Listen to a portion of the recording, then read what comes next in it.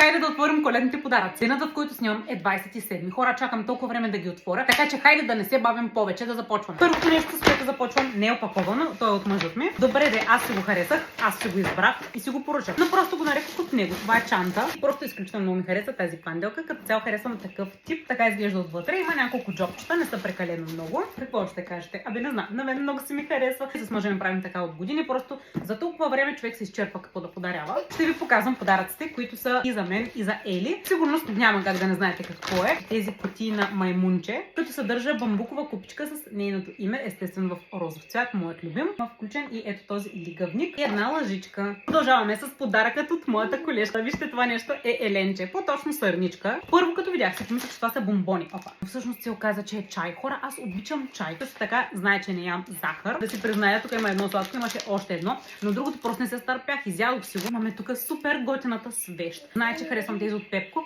Уникални са, мирише на черешка. Имаме чорапки. Колко са дебели, колко са пухкави. Точно такива харесвам. Не знам дали чувате Елито, тя понякога си говори с нас. Усмивка. Да, ето говорим си. Слонче. О, яко, окей, аз съм доволна. Елито също така получи супер готината масичка за хранене. Ето тук някъде ще ви оставя. Все още е на 4 месеца, не може да я ползва. Е на марката Жуа, Джоуи, не знам изобщо как се произнася. Много съм доволна от тази марка. В момента е на люлката, същата марка. Источето се води до 6 годишни, така че много е хубаво. Нещо отново за мен. Знаете ли от колко време исках блендер? Супер! Philips е. Съвсем скоро ще го използвам. Вижте сега какво да ви кажа, аз получавам супер яките подаръци. Между другото, сама съм си ги искала. Но аз така процедирам с моите близки. Предполагам, разбирате, че с малко дете ми трябва пара на ютия. Але чудесна, не мога.